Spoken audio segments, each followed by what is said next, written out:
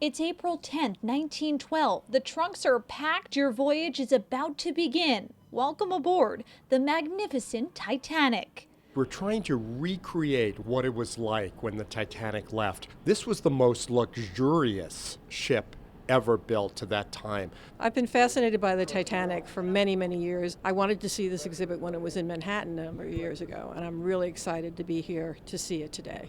At the Liberty Science Center in Jersey City, visitors are given a ticket back in time to view more than 130 artifacts retrieved from the bottom of the ocean. Although the passengers and crew members aren't here to tell their stories, many of their precious belongings are, offering a snapshot of their lives.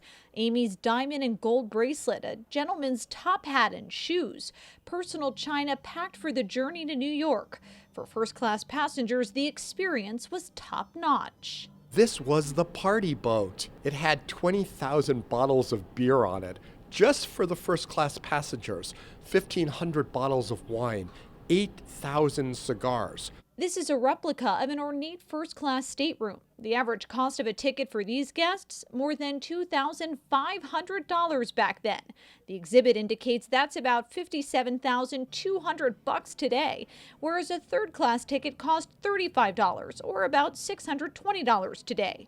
The accommodations were cramped and many passengers shared the space with strangers, says CEO Paul Hoffman.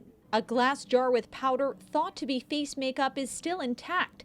This copper soap box is filled with soap. It's interesting because things like leather that were tanned and had oil survived a lot longer than wood, for instance. The famous bell from the ship's crow's nest now rests silently in the museum. When the first officer spotted the iceberg, there's only 37 seconds between when he spotted it and when they hit it. And they made the mistake of turning the ship. You can touch a model iceberg here to get a sense of the frigid conditions passengers were dealing with. Hoffman says the ocean water was about 28 degrees Fahrenheit, and since salt water freezes at a lower temperature, passengers were struggling in the icy ocean. So most people would have died not by drowning, but by hypothermia, by freezing to death pretty quickly. All that remains are the items passengers left behind and a glimpse at what their short time on board was like. In Jersey City, I'm Lauren Wonko, NJTV News.